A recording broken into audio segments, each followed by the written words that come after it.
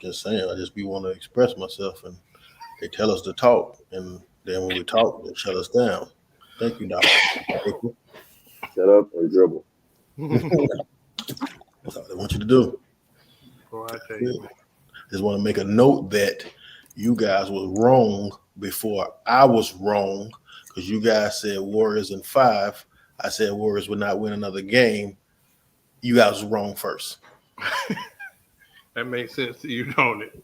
So just saying. Leo fashion. I'm just saying, y'all was wrong first. No, technically you was wrong first because No, they won. I said They that won. game one.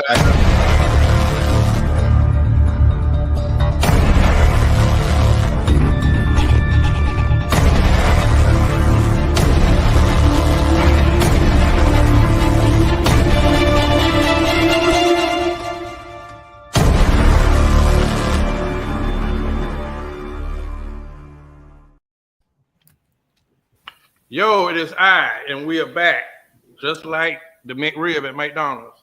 It's Monday Night Raw, and you will know us internationally around the world as the Black Super Friends Podcast. First off, let me introduce the cast before I pass it off to Chris Leo, who will be at the helm tonight. And that will be so exciting for me. Shout out to the Warriors. Who close out the series, but we'll get to that in a minute. And shout out to Lamar Jackson and Boynton, who got his money, fired his agent, put his mama on duty, and finally got that paycheck. And who else am I leaving out? I'm leaving out somebody. Me, because I supposed to have been doing the damn sports. Yeah, but I'm doing introductions. So the best part about our new 4K introductions of the fourth season, we have this monologue that comes in, and I am putting it together, and it's going to be so amazing. Y'all get to see Chris Leo behind the scenes, as they say, being a Leo. But to each his own. So, Chris Leo, it's your show. Introductions and everything. It's yours, sir. First off, I'd like to go to our fearless leader who had an impactful conversation with Pastor Jamie today. If you guys missed that, please play that back. They happened to answer one of my questions at the end. I wasn't able to view it. I'm going to have to play it back also. So I look forward to that. The amazing Horace Towns. Thank you for that, Chris Leo. It feels so good to be in this space. Super Mario Sr. was a part of the conversation today in the comments. He was viewing. So thank you for that, sir. Thank you. Next, I want to go right up under Horace Towns to the guy with the worst outfit ever, especially the hat. He hails from Rivera, but he now lives in Uppity, Georgia. Super Mario Sr. Hey, geography taught me that this: in order to conquer lands, warriors must travel the land and kill kings. And warrior, so on their killing spree. And next stop is Lower LA. Warriors. Okay. Well, to his right up under me, we have to go to the International Ladies Man. But today, the International Ladies Man has on, who, in my opinion, the ugliest shirt I've ever seen in my life. It's fast and forward. I don't expect you to understand it. It's all right. I'm caveman. There you go. But stick with me. I'll bring you up to speed. I hope so. One day. Oh man, look, we have so much to talk about in sports, and I want to get right into it before the feminine estrogen comes in here. So, though, there's a couple things I want to hit on. NFL draft was recent. 3 black quarterbacks got chose. I've never seen that happen before. I want to talk about, while on football, I want to talk about Lamar finally getting his deal. But it is playoff time, so I want to switch it to the playoffs. I want to talk everything except Warriors. But before we get into that, how did you guys feel about Giannis' pregame speech where he talked about failure? His take on that speech. I got a lot of calls from it and asking me what I think. So I wanted to know what you guys think. DeMario, I'm going with you first. I think he was deflecting. He was a blame liar, and everybody where he from in Africa was disappointed because, as I was talked to as a warrior, you know what you do? You admit defeat. And come on, Giannis, we were not talking about your life. We're not talking about your career. We're talking about your team at the beginning of the year and throughout the year was the overwhelming number 1 seed the whole year, and you lost to a play-in team. Yeah, no, that was a failure. I don't know, because that's not a failure in basketball when it comes to expectations, and I don't know what a failure is. So, Giannis, I understand you was hurt, and I understand that you was upset, but you failed, my brother. Thank you. So you decided to take it easy on him tonight. Zay, what do you think? Man, he tried to cover there. That's all. I mean, you can't knock the brother for trying, but it's a fail, bro. Y'all did not complete the mission. It's a fail. It's an excuse, though, nonetheless. Next year, get him, champ. Okay. Horace? Well, You're normally the compassionate one. Tell me what you think. yeah, I actually thought that I was more probably mad at the media spin on it because, if that was LeBron, the whole how it was presented, they presented it in a soft way, you don't win all his words. To me, it had so much sympathy attached to it, right? But if it was LeBron who was in that same position, I think they would have went at his head. So, it's interesting how they pick or try to project, their NBA, and it's marketing. I get it. But I think that was one of those moments where Jordan looked at him and just tisk. Because, Jordan didn't understand losing. And they used me as an example. In your analogy, I'm pretty sure he didn't like that, Chris. Yeah. I gotta say I disagree with you guys, man. I thought that there was a major. DeMar, what you got? I just want to say one more thing before you go. De'Aaron Fox had the same, could have had the same speech, and he didn't. They were the number 1 seed, and he said, "I lost to a better team. The Warriors were better. It was a learning experience," and he took his defeat. Go ahead. Okay, the Kings, a slight correction. The Kings was number 3, but what you got, Horace? I just want to say the best thing about that Warriors series, I know at the end of the season, Draymond probably gone. What's my boy, the other shooter, not Curry, the other guy, Clay, he might be traded. I was watching the Warriors play a younger version of themselves, and that was an awesome series, So I don't know what next year holds for them, but it was like watching them play a younger version of themselves, so. It's funny you say that because the head coach, who's Mike Brown, who was the coach of the year this year, was actually the lead assistant at the Warriors last year or whenever he got to the Kings. So it's funny you say that. They do play a little similar game. And shout out to Mike Brown. He's coached LeBron. He's coached Kobe. He's coached now he's coaching De'Aaron Fox. He's coached Curry. So, yeah, shout out to Mike Brown. I didn't like him at first, but I grew to think that he's an amazing coach also. Didn't he get coach of the year? Yeah, he got coach of the year this year too. Yeah. Yeah, so I thought that was amazing for him. Again, like I said, I disagree with you guys. I think that was an amazing thing to say. I think that was an amazing speech. And Horace, as one of the people that actually came to watch me coach one time, that is the exact speech that I would give to my 6th grade 12U team after a season or after a defeating loss. So I 100% agree with that. But that's to my 6th grade 12U team that I would give that speech to. Because it's not a professional league. It's not about winning championships. It's about learning the game and getting better. So again, I agree with everything he said, but not for professionals, not for guys that's at the top of their game. I think he's a 2-time MVP. No, we expect more out of you, and that's cool for you to say. But the owners have to answer to some of this stuff, and the fans also. So yeah, it was a failure, Giannis. I'm sorry you didn't play, and I'm sorry you feel that way. But yes, I think that the players that feel that way are the ones that fuel themselves in the summer and come back stronger. Okay, we got to talk about the playoffs. I think the playoffs was this has been one of the best playoffs. I've seen some of the best upsets In the West, you got the Warriors upsetting the Kings. You got the Lakers, who was a 7 seed, upsetting what the 3 seed or the 2 seed. Over there, even there was been some action over there in the East. I don't know who's going to come out of the East. I think the Miami Heat, from what they've done, I think what they've done is amazing. I think Coach Spo is one of the best coaches in the league, hands down. Him and Ty Lue, I think those are two greatest coaches. They do the most with the least. But I would like to see. We didn't do preseason picks or post playoff picks.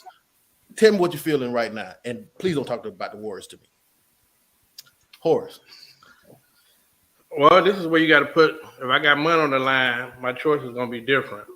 I am attached emotionally to the Warriors. I love Clay. I love Steph, right? Mm-hmm. But I also I'm a Lakers person. I love the Lakers, right? I personally thought that if the Lakers got in, they're a team that if Fragile Davis plays, they can beat anybody. The odds of that being the truth is very rare. It ain't about the team. It's about if Fragile Davis can stay healthy for a series. So the odds are to stick with the Warriors, and I think that the Heat are going to luck up and get back to the finals just because of injuries and how things are going to play out. I think Perfect Time is going to let them be there, and I think they will lose once again. So you might end up having what was the repeat last year, right? It was Celtics. Yeah, it was Celtics. I think the Heat. Warriors. I think the Heat can beat. I think the Heat can beat anybody in the East. It sounds like you don't have any respect for the Celtics over there. I don't. You don't see it. Oh, I don't. I feel like the Celtics, one of those teams, they have it, and then you just see a decline. Like they just expect to be there next year. I'm just seeing it. It ain't the same Celtics team that was before. Well, listen, coach, I'm not a fan of the Heat like that. You know what I mean? Sorry. I love the war. So I'm looking for Warriors and Heat, and the Heat probably not winning again. You know what I mean? We talked about that backstage about does this victory and the way this victory came, does it put Steph Curry in the top 10? We was having this discussion backstage. I would like to have it in front of the audience, the Mario. Sure. You believe that Steph Curry is now top 10 or he's been top 10? How do you feel about that? Yeah, I think he's been top 10. I think off of impact alone, off of what he's done for like right now, we've seen Reggie Miller. We've seen Larry Bird. We've seen Kerr when he was good. We've seen a bunch of just outright just shooters, just lights out shooters. But we never seen nobody who changed the game. Like he changed the game. Like right now, if you used to get up in 15 points in a game, people would be like, "Oh, that's a blowout. It's over." Now, 15 points could be gone in a minute, 2 minutes. Yeah. Like that, we see swings like that in the game. And it's because everybody under Wardell is his sons. Everybody, because it's almost like, you know this, Chris. It's almost like the gift and the curse. And I feel like it's because all I heard playing basketball is every shot, like 70% of Steph Curry's shots are bad shots. Mm-hmm. And now, if you don't take those shots, you will get blowed out. I watched let me just say this. When De'Aaron Fox got hurt and his finger got hurt, right? I watched him take great shots. Two pointers in the lane. They drove, they passed the ball, and every time it's deflating. When every time you shoot 3 baskets, then I hit 2 shots and I'm right back on you. That right there is just like that's because of Steph. And then you got people who underrated like Dame and all them. But I think Steph, dog, because what he did is his bag. The man can dribble. Not only does he shoot because everybody's so scared of the shot, but people don't like to talk about he's a globetrotter on the court with the basketball.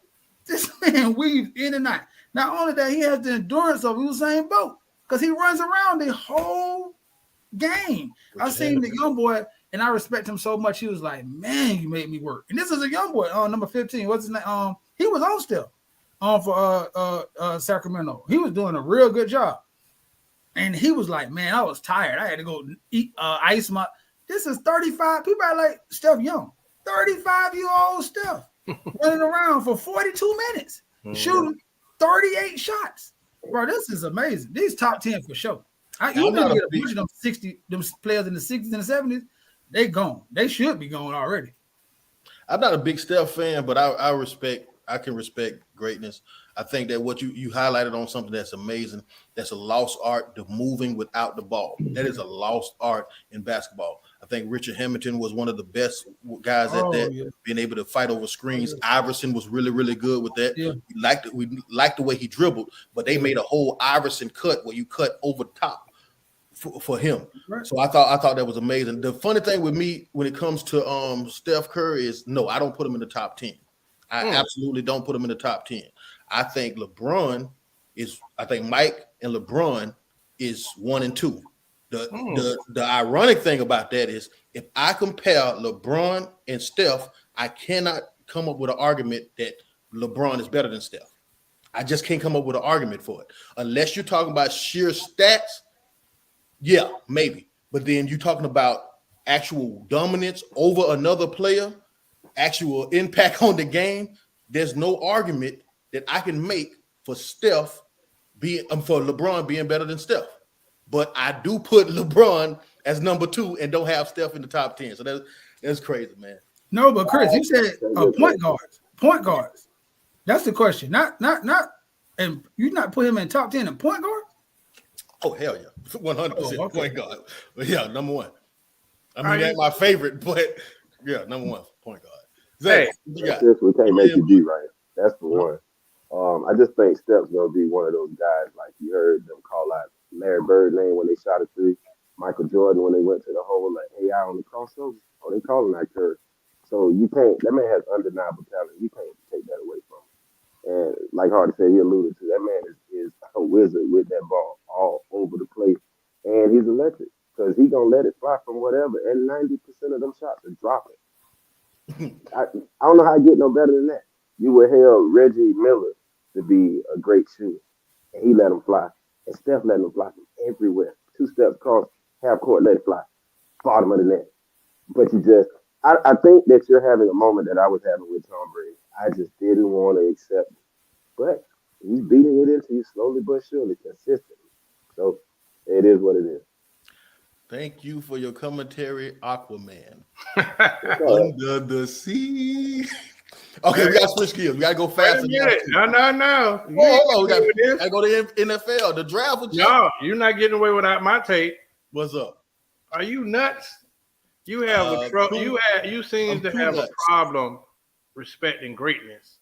You're very disrespectful to Brady when he consistently showed you what greatness was, and then you say to this man who beat all the odds and his impact. There's certain players that come in and just they turn the page and they change the game. Steph Curry is that person. So top 10, absolutely. He's been that. He ain't got to play. He ain't got to win another game. He's top 10. He's in that 6-7 range for me on that top 10 list. That's me personally. So I'm just saying, man, when you think about, Curry, bro, Mark Jackson don't get enough credit because he allowed this man to come and take the offense beyond the 3-point line. Not 3-point line, beyond the 3-point line. And the scary part about this series, only person missing is Klay. If Klay crank up and the Splash Brothers show up, man, boy, it's going to be a good time over in the Bay. That's all I got. I really want to get into some football, but I don't know if we got time because we're already 20 minutes in. So I'm going to go to our first topic. There's been I heard about this topic a couple of years back, but it looked like it's resurfaced now. Brian McKnight controversy with his biological kids. I don't know if you guys ever have you heard about it, but I guess his biological kids is claiming he's a deadbeat and unresponsive dad for leaving their mom, and now he's representing his children with his wife, which actually are her children. He's posting about them, and they feel neglected about it. I don't know if you heard about the story, Zay, but What did you hear about this story, and what do you think? I did get a chance to read a snippet on it. I haven't been able to fact check it, but from what has been posted, he's cheering on the wife and her kids, and he's being the great father, supportive. But to his own kids, it seems that there's a discrepancy. He's not been as supportive or been there the way he should have been or should be. We don't know the reasons behind it. Like I said, we haven't gotten a chance to check the facts.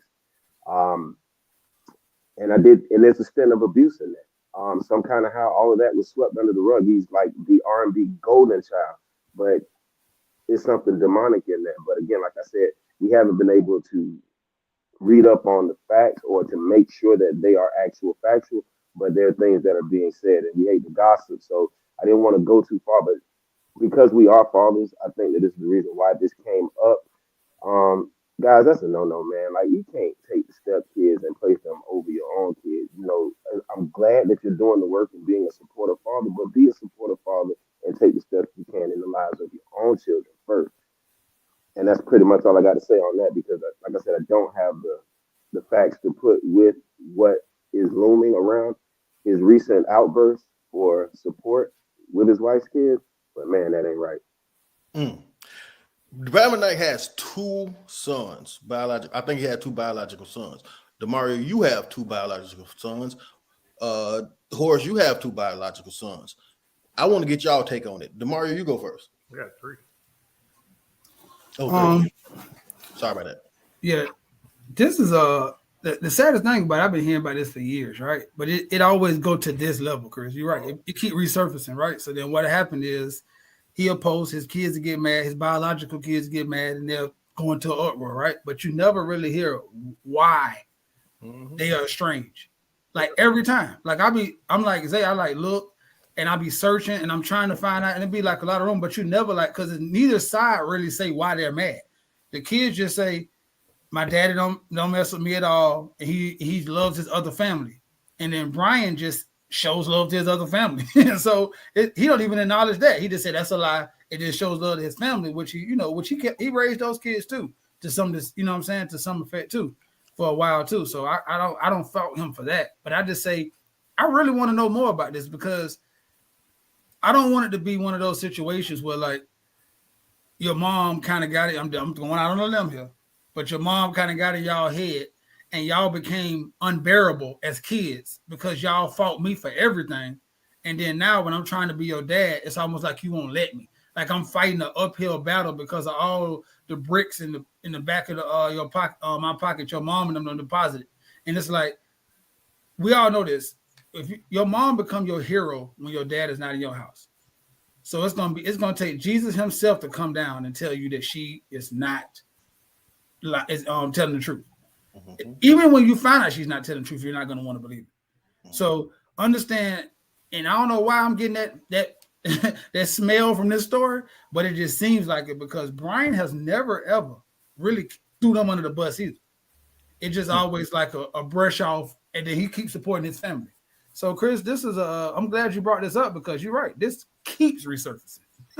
Again, like I said, I heard about it before, and now it's resurfaced. Here's what I think. I think that this is a classic situation of there's always two sides of a story.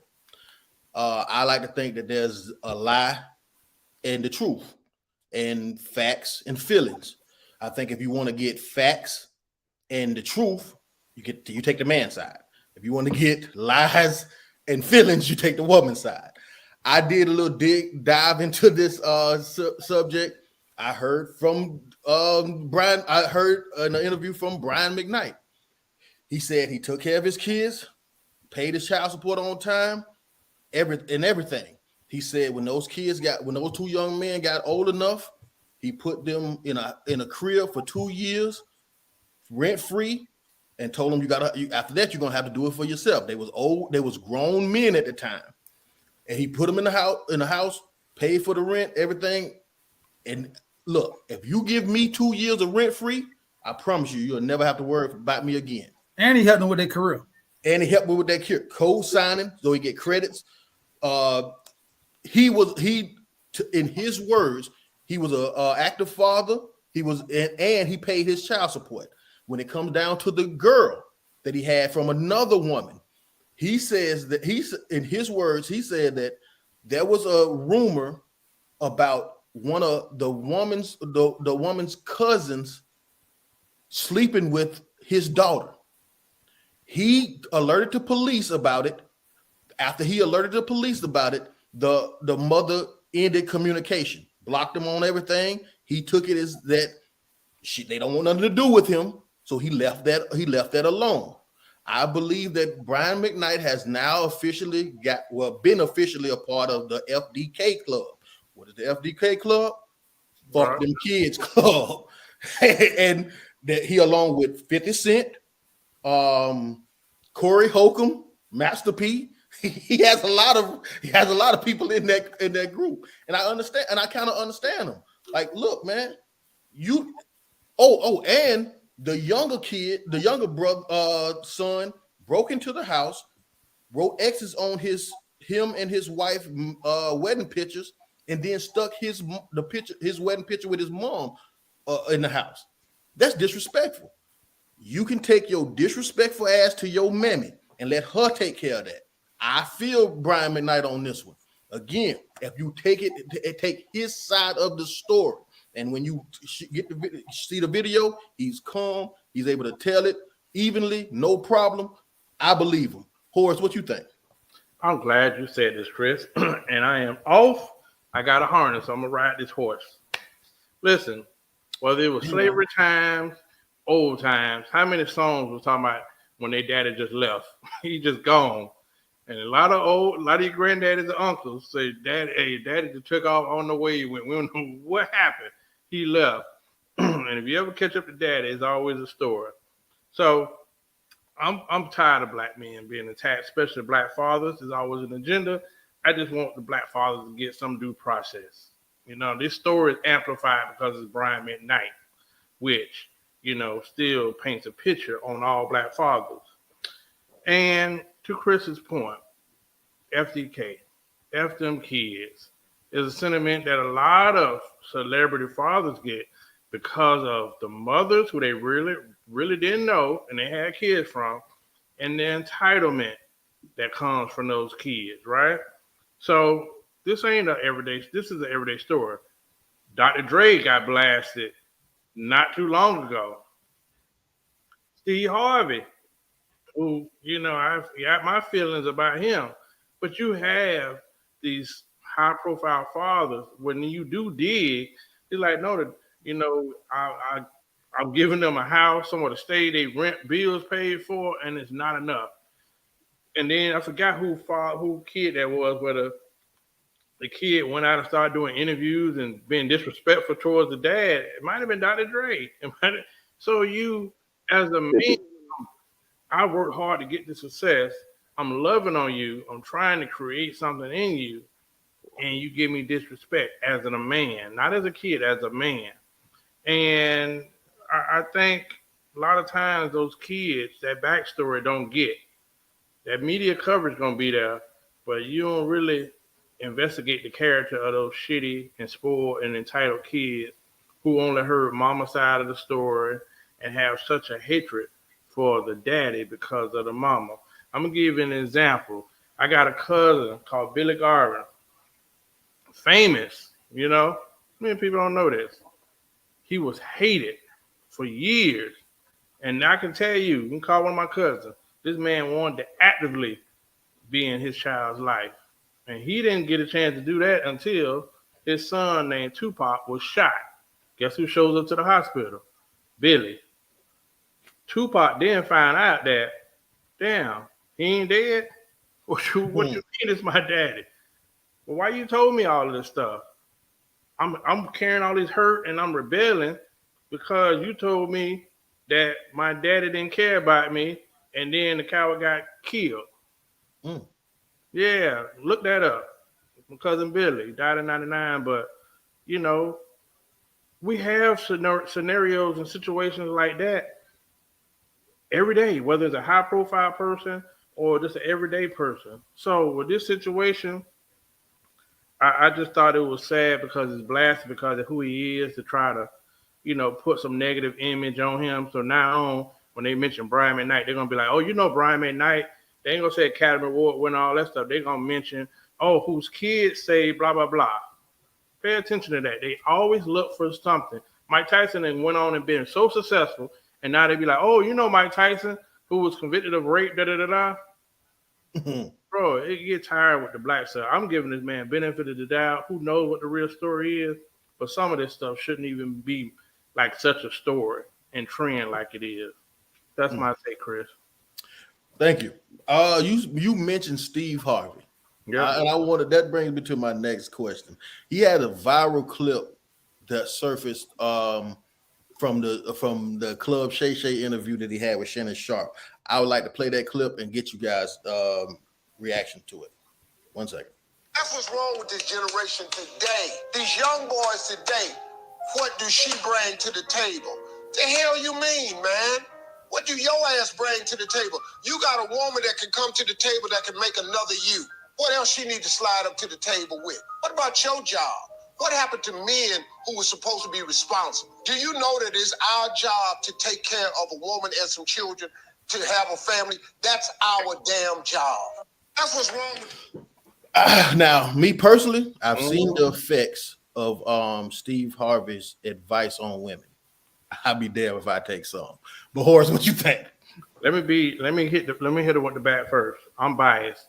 One thing I do, it's interesting when I see people get so self-righteous. It's almost like the pastor that be preaching about people on crack, knowing he struggled with it, but he won't talk about his journey to get where he was at.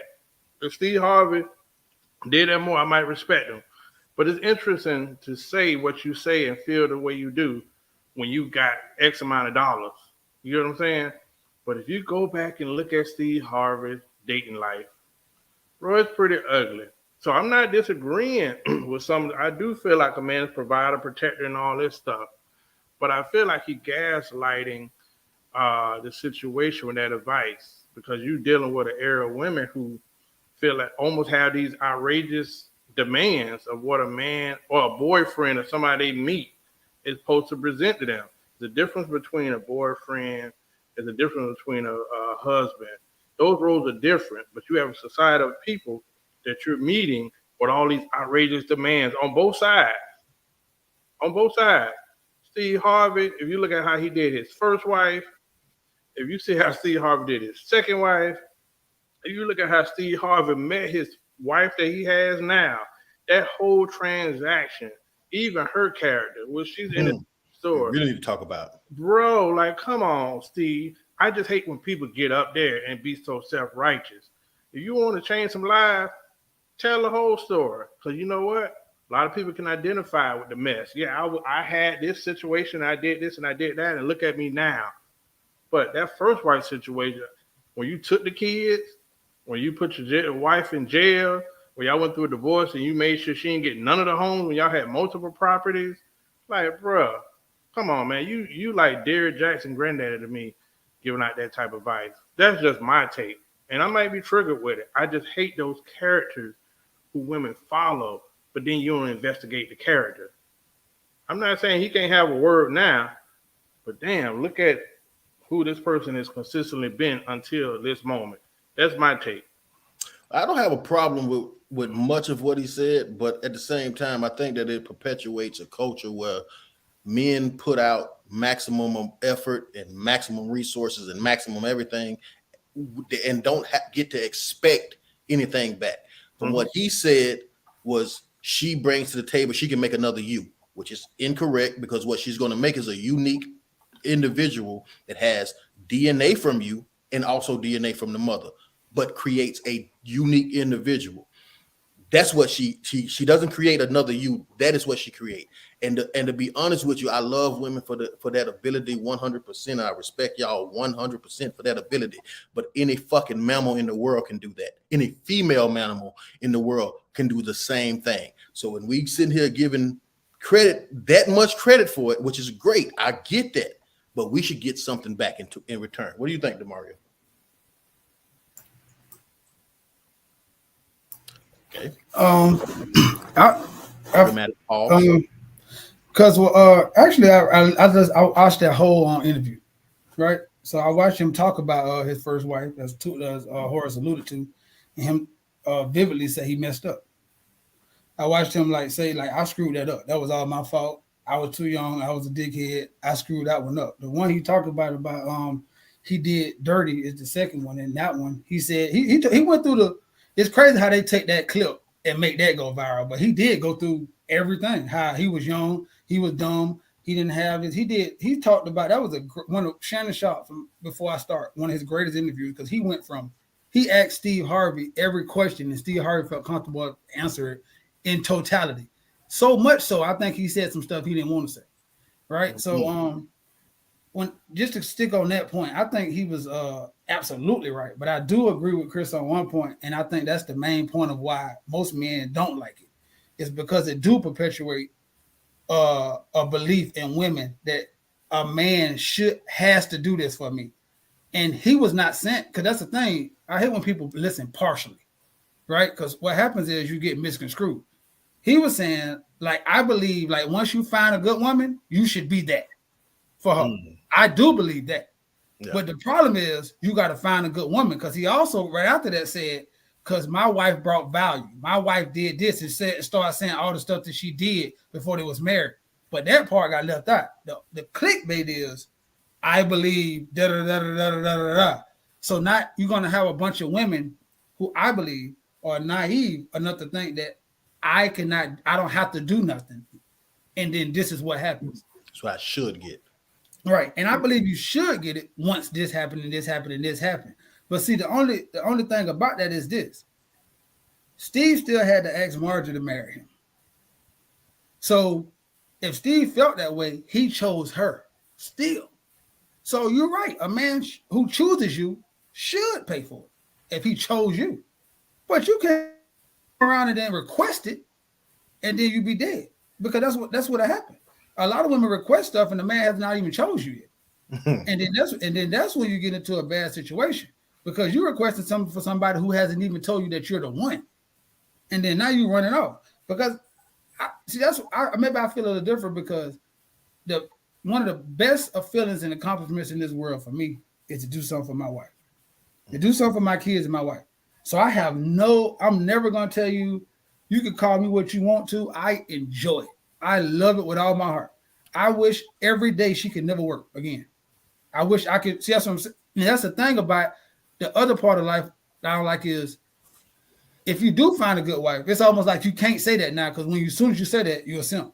No, bro, I actually love my wife. I don't want her to ever work in my life again. I want to take every pressure from her in the world. The same way with my kids. I wish my kids listen to me. They never have to work again.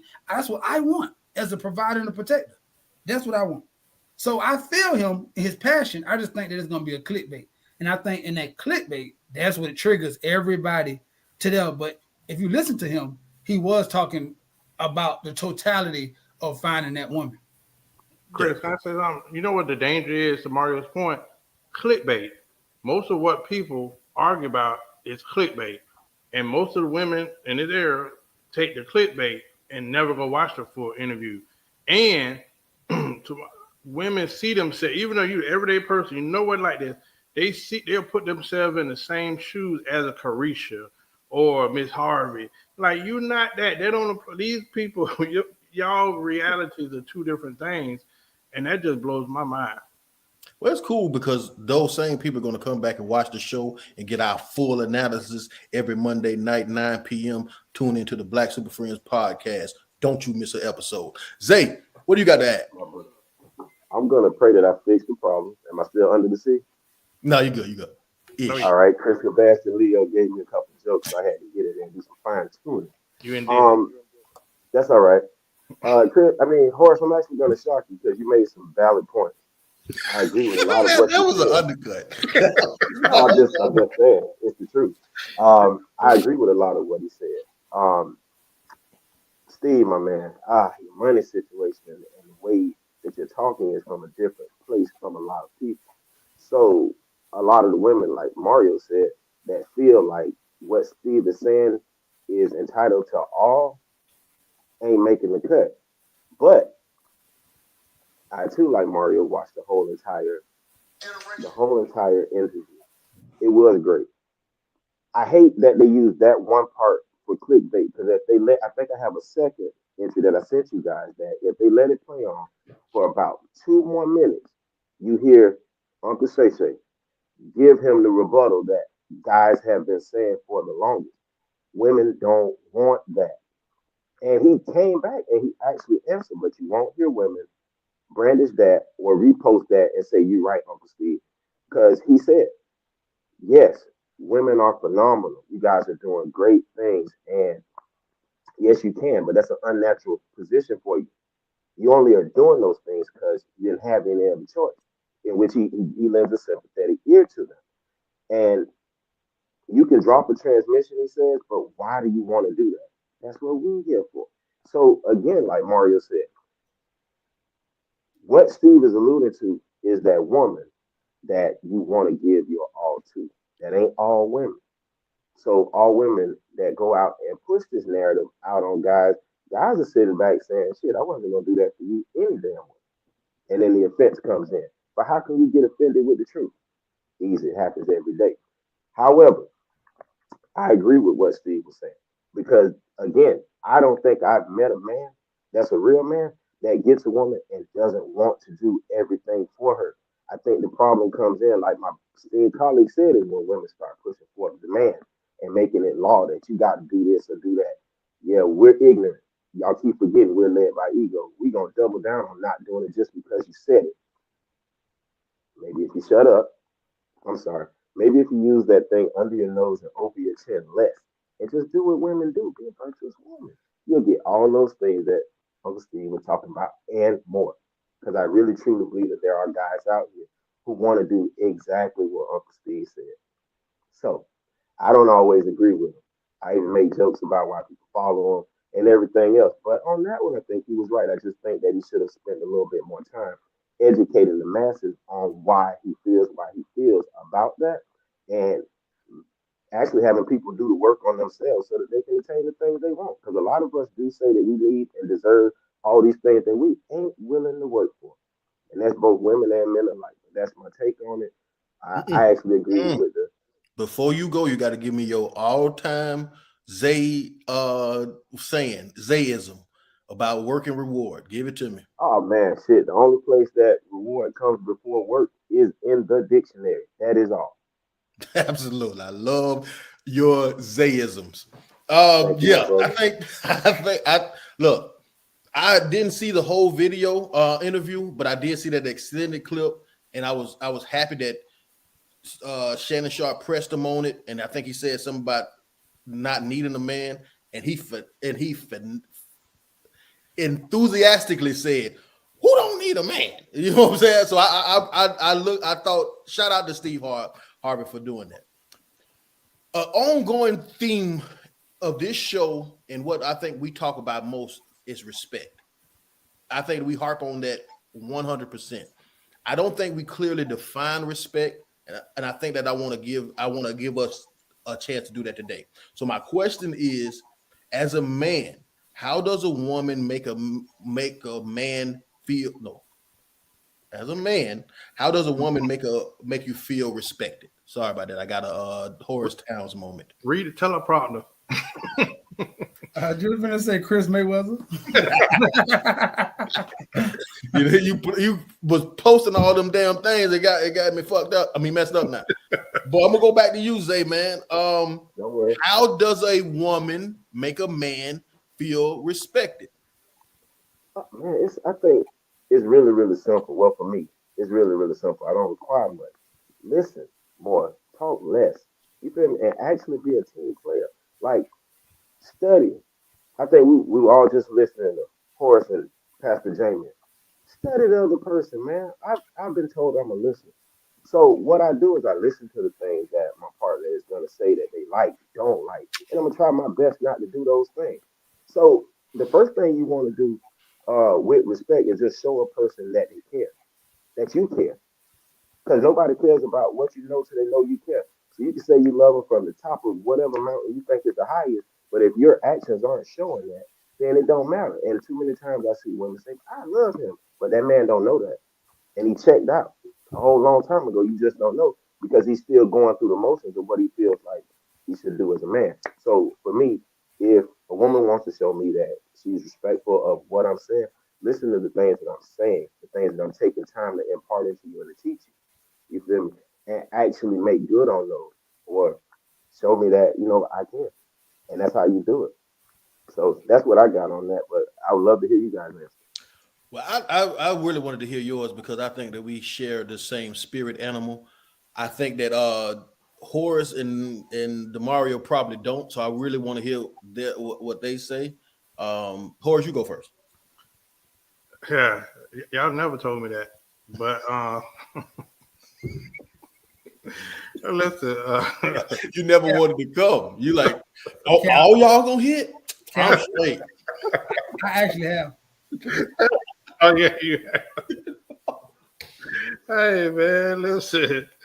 Oh boy, if I don't love y'all, I tell you. How does a woman make you feel respected, man? I probably struggle with how to explain it. It's just appreciation, man. It's just simple appreciation, man.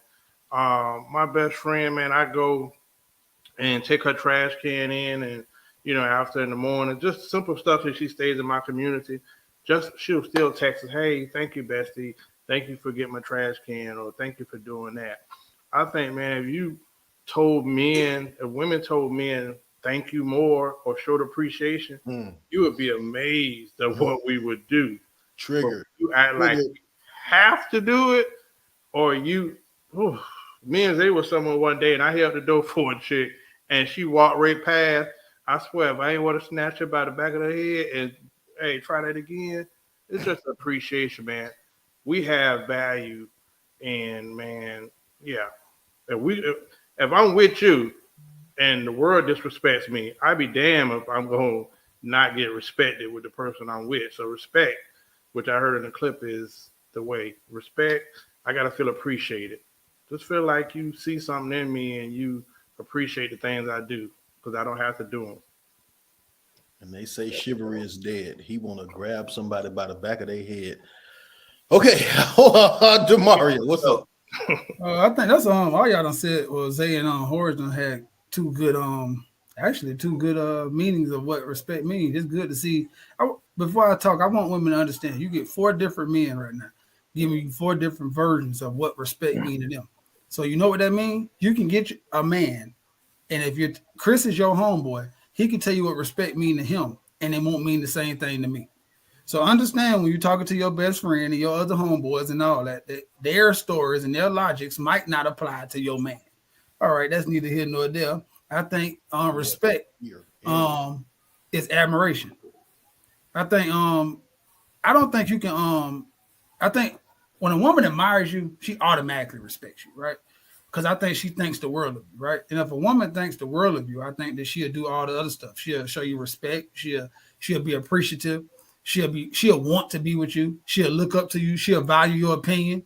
And I think all of those traits come with admiration because anybody that you admire, then you kind of respect them at the highest level too. You know what I'm saying? I think that's what most men are looking for. For somebody, if you're going to disagree with a purpose, not just because you're doing it, not just to be right or just to cause friction. And like you said, if you're gonna, if I do something for you, don't act like I got to. Even if it is maybe we want a man's job, still show me the decency to say thank you or I appreciate you or to let me know. And I think people who you admire, you do that for. You do that for them because you look at them at the highest level. And I feel like most men, when they're courting a woman or they want a woman, they want their woman to look at them like that. They want them to look at them at the highest level. They want you to look at me as like I am the Superman. I don't give a damn at what point of life. This is not a financial thing. This is not a stature thing. This is just a feeling thing. I want my woman to think she has hit the jackpot when she got me. And I think if she does that, then respect will fall right into the line. You know, I think that if a woman do that, you don't have to ask. Your man will never question your respect for him. I'm gonna say that. So that's what I got. Here's the thing. I think that men are simple. and we seem to like the same thing. I believe that respect is shown from, like Horace say, like Zay said, appreciation. Say thank you. Ask for things instead of just expecting somebody to do something. And when it's done, tell them thank you. Tell them you appreciate them. You know what I'm saying? That goes a long way with men. I think that cooperation, agreeableness. I had to get rid of a woman that I really cared about because she disagreed with me all the time. And I get it. I'm not going to be right all the time. It's impossible for me to be right all the time. But on this show, we disagree. What we tried not to lead with was no, that's wrong. I don't agree with that.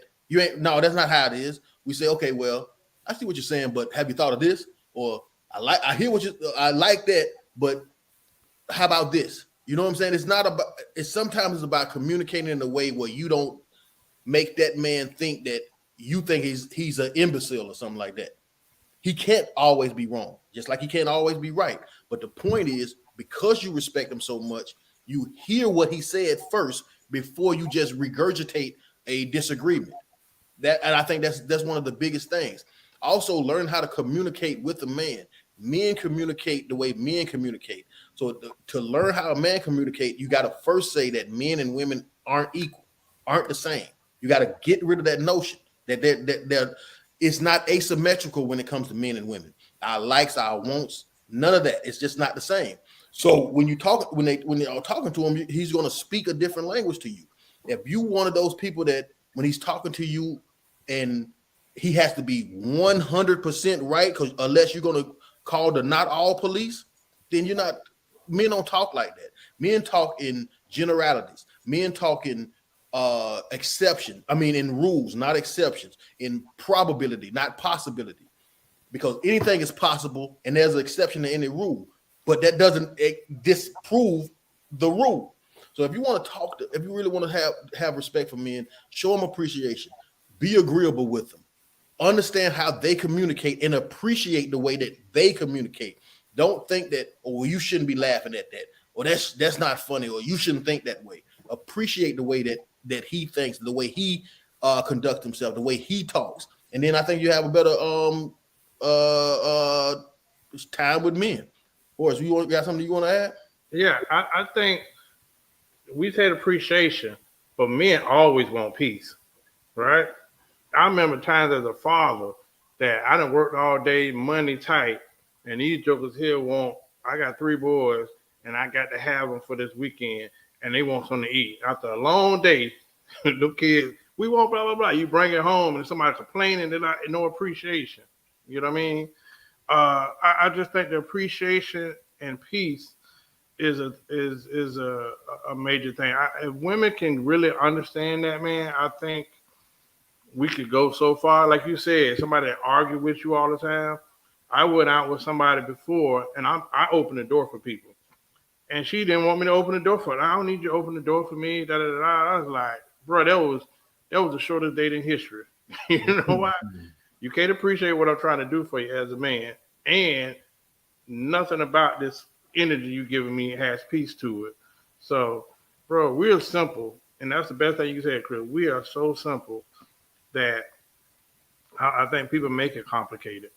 Absolutely. I think one of the things I agree with you on, Chris, is that level of language that's being used. I think that's overlooked a lot in today's society. We talked about it on several of the past episodes of what men are expected to take and do and all these other things. But that is one key point that you may learn how to talk to your man. Stop the belittling, stop the down talk to your man, especially if you want that to be your man. We're only giving you tips. I mean, you don't have to listen to us. We're just 4 guys that talk to guys all the time. If you want to listen, great. And if you want to keep doing the same thing, I'm going to say what I always say. Let me know how that works out for you.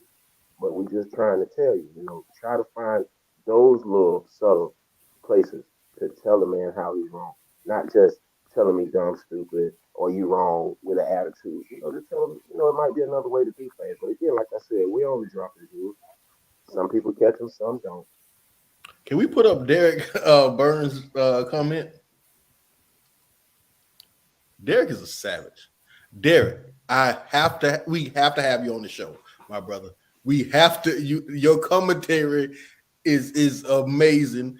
It sends shocks through all the crowd when we post our videos. Derek, we need you on the show. We need you at least one episode. Give us 30 minutes out of your time, my brother. We gotta have you. Business schedule. Okay, so last topic. I think that we have made we talk about a various amount of topics. We talk about politics, we talk about sports, we talk about a lot of things. But I think what we didn't made our bread and butter, at least in the beginning, was on dating, right? And since we started, I think that the dating podcast has morphed into something else. I personally think that. So my question is to y'all, do you think dating podcasts is killing dating, or relationship podcasts are killing relationships? Or no, I'm gonna go with DeMario on this one.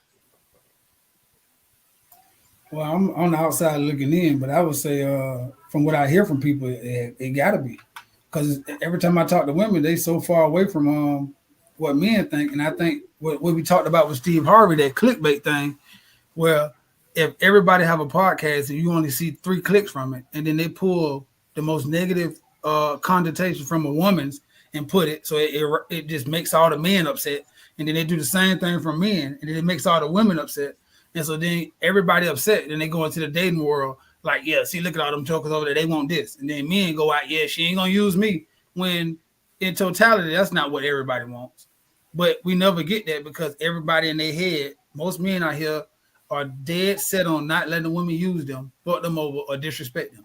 And most women are set on not getting a lazy man that's not going to do nothing, that's not going to make her a wife or a piece of shit. So it's like, but then when you think about it, like I know a lot of good women. I know a lot of good men, but all of them going to the dating pool with all this stuff in their head from people who probably not even dating, probably don't have no relationship, probably never been in one, or a long-lasting one, or a real one, or even the one that you're looking for. But I think that's what I think on the outside looking in. Yep. Of course. Listen, I'm ready for this question. Are podcasts killing relationships? I think they are. Not because, listen, they should be beneficial for relationships, but they are. Let's lay it out. So let me be the bad guy right here.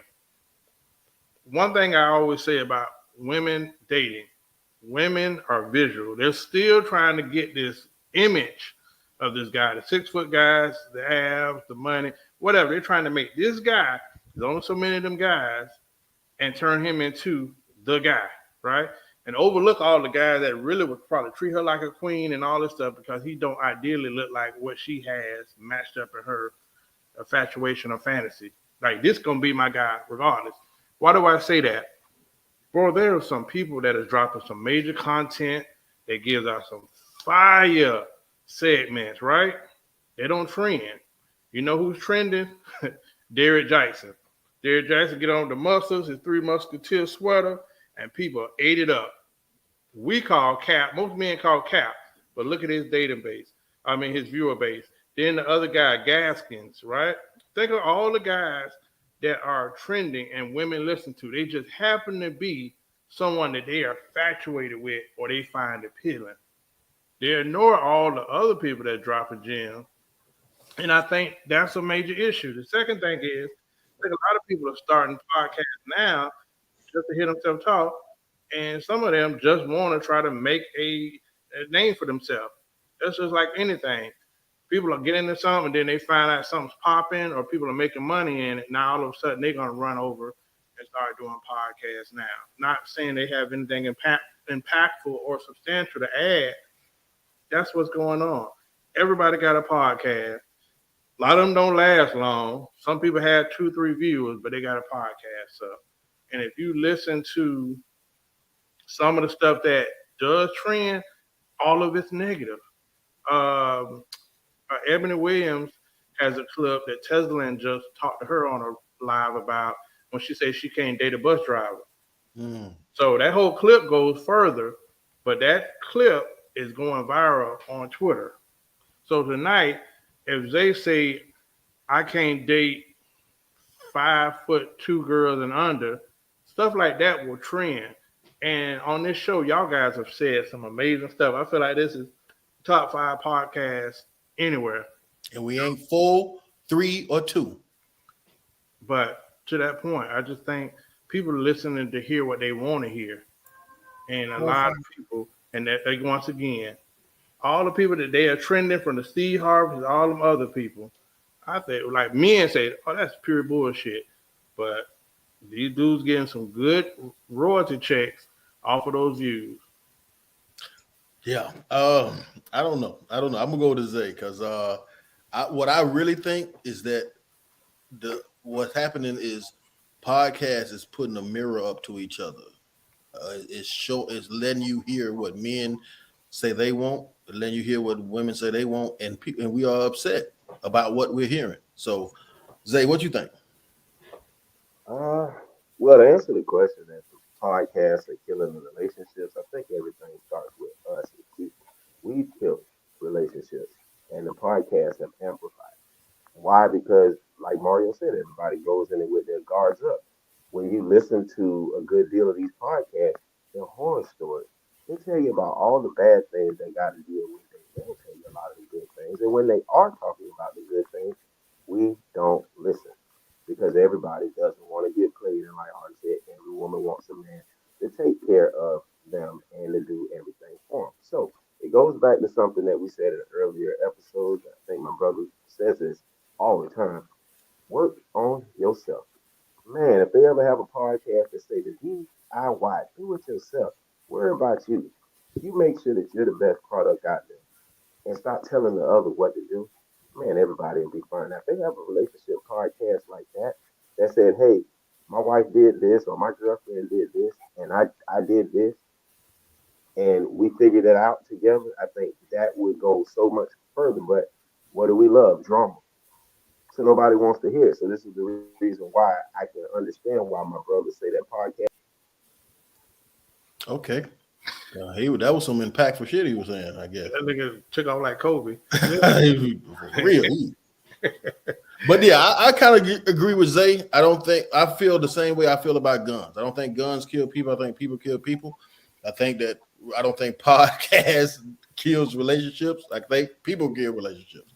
I think we go into situations with extremely high expectations, and when we hear that women don't meet those expectations, and vice versa, when women hear our expectation that they don't meet them, they get frustrated. I think that's what we're doing now. I think is we're trying to make dating as only for the top 10%, only for the prettiest women, and only for the richest men.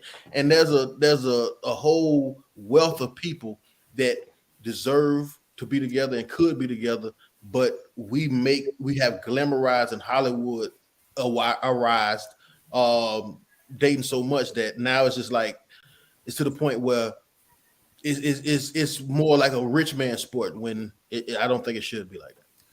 I think that analogy you used was good, but not as accurate. I think this. You know why you have to go through classes? You got to have some criteria to be a teacher because your voice matters. So what's happening is I think too many people got a platform now. And then sometimes on platforms, people think that you have some kind of credentials when you're speaking on subjects when you really don't. And I think that sometimes people are impressionable. I think in this world we're living in right now, everybody's looking for an answer to something instead of just studying to show their self-approval or giving lifetime, right? So in those two things, I think that everybody's here. And I think it's giving a false narrative. And just like anything else, right now, if CNN and Fox Network get on the news and say, the dollar is crashing, the dollar is crashing, the dollar is crashing, everybody's going to think the dollar is crashing. It's proven right now. Your check was the same last week as it was this week, but the dollar's crashing. So I think that right now the same thing. If you keep watching podcasts, you keep hearing women say they hate men and they describe you, and women and men saying they hate women and they describe women, they're just giving you a bad connotation because you can't see who agree with that and who don't agree with that, who that really apply to, and is the person who talking even telling the truth? Are they even really living that shit they talking? Because a lot of people get on podcasts and talk that stuff that they're really not living. They're really not living. And then they say it so eloquently or they profound with their speech so they can convince you that this is the way to go. And it gets in podcast create cult followings. And I think that is messing up the way that people think, because a lot of people don't say nothing to a lot of people. They just watch podcasts and watch shows, and those things motivate their life. Yeah, I think you're right, man. I think that it's going to get worse before it gets better. Yeah. Because I think that is at a breaking point. Well, Right. men are saying we had a standoff. Like men are saying no, Right. we're not taking that, and women are saying, well, if y'all not taking it no more, we don't want things to change. So, it's But sad. Not to because cut it's you a off, lot of that single only hurt us. We're at a standoff. Black people. Mm-hmm. This is who had to make y'all see. That's not another I show. don't know about that, Hardy. You No, see a lot of white podcasts talking about the same subject matter. No, but most of the most famous ones, like We who? don't care about them. like We care about black people. like the Just Pearly girl. There's another one podcast coming out of England. Whatever podcast that had a lot of viral clips. The advantage or something. There's a lot of white podcast media that's speaking about the same issues. Hey, Yeah, I Chris, don't. can I ask you a quick question? Yeah. Are you dating any white women anytime soon? Have you dated any? But I was speaking on the fact that he said that it's basically us, and that's just No, not that's true. all we worried about. No, I'm That's our saying this. demographic. I'm not even saying that. I'm saying this. I don't think that the white people buying into it. They might have the podcast. I don't think they're buying into it as much as us. I'm saying every room, white or black, I'm in multi rooms. I asked my wife this one time. I said, you work at a law firm amongst a lot of women who are not of your color. Do you hear women of your other color just complaining about their men? And I said, think about this. You know them personally. So you know they man sorry. Like she knows some of these women personally. So she know they have sorry men. They don't go into the lunchroom and sing it on aisle 7. And vice versa. I have worked with white men who can have crappy marriages. They just go to the strip club and they get a mistress. They don't go in groups and bash women at the highest level and call them a whole bunch of stuff. And I think that I'm not saying that they're fundamentally getting married at a higher rate or their marriages are working workers. I'm just saying I think the outcry for it in the black community is a lot more put on Front Street. That's what I'm thinking. I'm just saying you hear that as a dynamic and they love to push it. Just keep pushing it because economically, families is how a race of people get out of poverty. Progress. But nobody don't want to talk about that because we can always tell you why I don't want to be with this woman. Let's bring something to the table. This man should do this. This man don't treat me like this. But when you talk about understand the economics of our people, it has to go through the family. But yeah, I mean, I think you're right. I believe that I agree with what Zay said. I ain't like the way he chin checked me, but he's right. Like, goddamn it, that's not my issue. That I need to focus on my people, my issues, and what we're dealing with. So, I ain't like that, but I get it. He right. Well, hear me out, and why I'm saying that. We tend to follow what they're doing a lot. I have white friends. I'm gonna be one of them people. It doesn't matter. But what I'm trying to do and what we're trying to do is talk to our people, because our people are the ones who seem to have this problem. Like I said, we don't get anywhere. I think one of the topics that we're gonna bring back, we haven't got a chance to talk about it yet, is the dynamic of the black family and what's tearing it apart, what's causing so many problems amongst our people, because that's who we want to help. Like you said, white people have the same problems as black people. They're human. If you cut them, they're gonna bleed red blood the same way we do. However, they don't brand the shit the way that we do. They don't publicize it. They keep it in-house. They've learned something that we haven't picked up from them, but we picked up everything else, like all the nasty habits. So when I say that, we don't care about fixing it with them. They'll get it right on their own. They've gotten it right there ahead of us. How I see it right now. We got to fix it. We got to get some things together. And that's the standpoint where I'm coming from. Where I said it don't matter. Because we're not dating any one of them. To be honest with you, I don't foresee my queen being of that color. Not saying that it can't, but I just don't foresee it. And I don't think you do either. So what they're doing, I'm sorry, what they eat don't make me shit. And I apologize, but I'm being so honest that that's what I have. So sorry for the 10 check, my brother. Just want. But even if you do, I agree with Zay. We can't afford to. At all. Like that's the thing. I'm saying, like, one thing we do as people from our conversation, we separate family from economics when they go hand in hand. Like sometimes I sit on this show and I even out here and I hear a lot of time people and they be like, well, yeah, I ain't getting no woman. I ain't get, bro. Do you understand what just having another income does for your family and your child and all the people you working hard for? So like sometimes it'd be like, bro, like when I be saying I do anything for I do this, I do. So you won't prioritize looking for a mate that can bring another income into the house and then build a future with? That's not a priority. I've seen people of other countries. I know they're not happy with their mate, but it's still 2 incomes. It's still 2 college tuitions are getting paid. It's still 2. They're understanding the greater good. Yeah, I might not be happy with you, but I have this, all this, and we can keep going and keep going. Go ahead. Let's go back to what you were saying, though, dog. You got if that's I get what you're saying, but then you spoke earlier about women have to have this adoration for you to give you that level of respect. Do you think that they would have that same level of adoration for you splitting the bills 50-50? No, I'm saying not even 50-50, however you want. In other countries, you see that. I have an Indian homeboy right now, not calling racist, but yes, he however his wife says, yes, however your plan goes, that's where we go. But he has a partner. No matter what, it's nothing like having a partner that you know you can count on. If I'm right now, I'm gonna need some money at some point. I'm not always gonna be up. But when you say count on, then we got to look at the divorce rates. Who's doing it? Who's initiating it? Right, because they can. That's what I'm saying. And it's because they can. Because of that whole initiative of like of value. I think sometimes we understand who has leverage and who has value. Like the real value. Like right now, Pastor Jamie said this. When I found my wife, she gave me value. I don't hear too many men say that. If you did hear something like that, you would probably hear it from a man. I don't remember the last time I heard that from a woman. Like I don't remember. There's not a culture of let's really, really promote how much I love this man, how much he's done for me. None of that. I can't say I don't see it. I don't see it as a culture. For us men, I hear several men get over there and say, I would be nothing without my wife. I've heard LeBron James say it. I've heard I can go down the list. It's culture for us to get women and say that this woman is the best thing that ever happened to me. I don't believe it's the same way in the reverse. And I'm saying, why do you need it? There you go. I think if you do it, let's take some time to do it and see the results on that. Because I'm just asking why not doing it isn't good. I'm saying we live in a world right now where they don't do it. I'm saying, why do you need it? I'm saying if you try to do it, let's try to do it. Let our women try to do it and see the results. Because we have seen the results of it not happening. Have you seen it on the other side? In the reverse?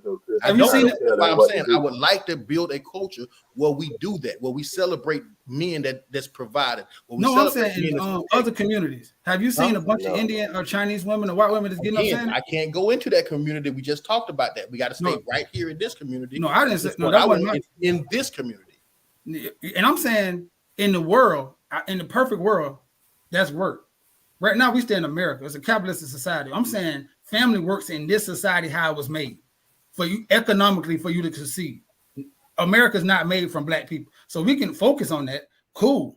You still have to play by the rules that's set. The rules that are set, taxes, home ownership, all those rules are set in America where we all stay. And I'm saying the people who are at the top of that economy, do you see their counterpart doing it for them in order for them to get married? That's not my. They don't care. Not my problem. That's not what I'm bothering. No, because they don't focus on it. I want our woman. It doesn't matter. As a man, it don't matter. Please stop doing that to men. Please stop telling men they should do things without reward. Stop doing that. Tell men that they should do things and get rewarded and get accolades from it and get affirmation from it. Try putting that type of gas in the car and see how far it goes. Yeah, let's try to do that. That's gonna come with the woman that we talked about that respects you and sees value in you. She gonna put all the gas in your car you want. Absolutely, but I think that's what should be happening. Ain't gonna happen. But you're right. If it was a film, I'm just saying the other cars that you named that was going so far, they doing it that way. The LeBron James. He Fine. pretty far. He We pretty was far. talking about having our own sector, our own culture, and I'm talking about our women. No, I'm saying LeBron I James. spoke on You other talking women. about LeBron James I'm married to a supposed black come woman. back into our culture. LeBron James is married to a black woman, is he not? Yes. You just named him as one of the people who got up there on the Absolutely. stage. I'm saying that's the car that went pretty far to me. Yeah. Doing it that way. I'm saying that's pretty far. And I've seen in post Savannah does do that for LeBron. That's what I want you to hear because you asked that question like she didn't. Like you said, I want to see women do that. I'm gonna say it over and over again. What I want it to be is a culture, like the culture is for men. I hear it over and over and over again for men. I've heard you say it. I've heard even Horace say that about his ex-wife, giving her value. I hear it all the time from men. I think that's just what you praise want. women in that way. Yeah. I can name, if there's a show, I ain't gonna go back and forth. Everybody believe who they want, but I can give you a slew of women who get on stages and praise their men. I'm not gonna sit here and act like women don't get up and give adoration a lot. I'm not saying the norm. I'm not saying it's like a one-off. I'm saying it's a lot of women that get on stages and accept awards, get accomplishments, and say, first of all, I would not have done this without my husband. I want to thank my husband or my partner. I've heard that a lot in my life. That to me. I've never seen. I haven't seen a lot of that. Okay. All right. As we close tonight, the amazing show where we talked about different topics, I want to let you guys know that. Well, I want to let the audience know that I plan on making us a hotline. That way, you guys can call in with your questions, your comments. We really appreciate you having it on the screen. But I got 3 lines from T-Mobile. I'm gonna get another phone.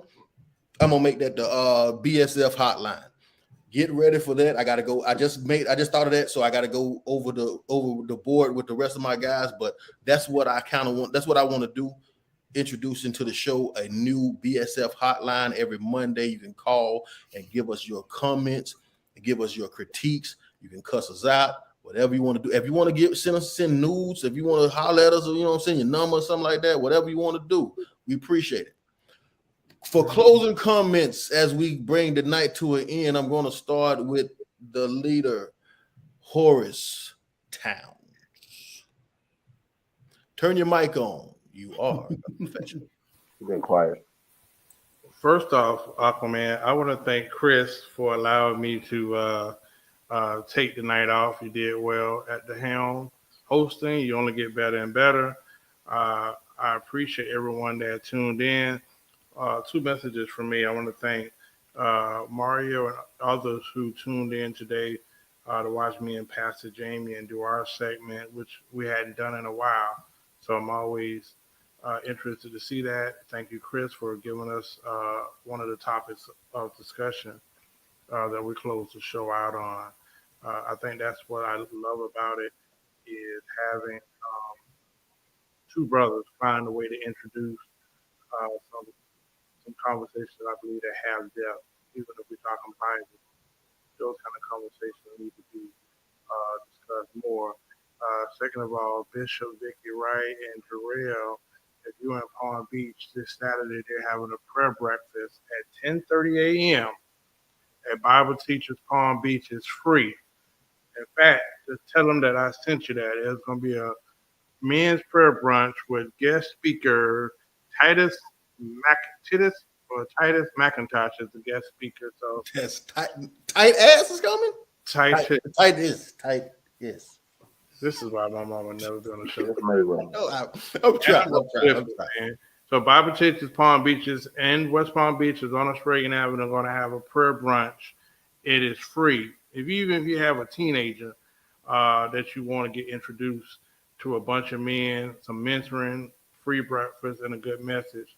This Saturday starting at 10:30 a.m. at Bible Teachers Palm Beach. Go in and ask for my brother, Pastor Jarrell Wright. And I trust you will be in good hands there. And this Wednesday at the Friendship Missionary Baptist in West Palm Beach, Dr. J, Pastor Jamie Lovett, and his wife, the First Lady, will be serving the community hot meals. So that brother's the new pastor at Friendship, and they are really engaged on doing impactful stuff in the community. Those are my closing comments. Thank you, Chris Leo.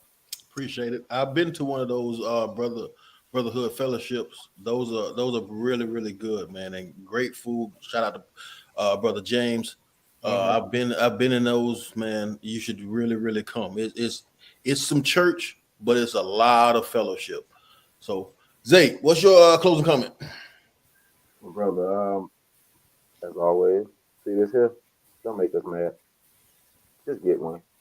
It's personalized and all. Okay? Tag, share. Hope you guys got some jewels from today's conversation amongst brothers. We try to share, like I said, we're worried about our people. We want to make sure that you guys progress, connect some of the dots. That kind of helps perpetuate us. I speak on us because, again, like I said, it's you who I see first. When I walk out my door, most of my neighbors look like me. So I care about how things are going on, because if they're not going correctly in your neighborhood, it's probably not going right in mine. And that's what I care about. I have a little girl, so I want to see her see some of these things, see some of these guys that are in tune with listening and can also adapt so that they can make her out to be a queen she needs to be when she gets older. I'm tired of this separation divide. Give me this, give me that. I'm not going to do this. I don't want to see that. So I don't want to see that for y'all. So I hope that the message that y'all got tonight that y'all share. That's all I got. Okay, Zay, before I go to Horace, I gotta make an apology again. Last week, got a little flack. I told everybody that we have drugs, hugs, and mugs. I'm sorry. We're all out of hugs. DeMario. Go ahead. Or Derek Burns gave me $20 2 weeks ago for a coffee cup. The cups are $35, I believe. Chris, let me send you this money. Derek, please tell us what you want on the back of this coffee cup, this mug, so I can send it out to you ASAP. Ain't All I nothing need like is the name and the address. I can keep that to you.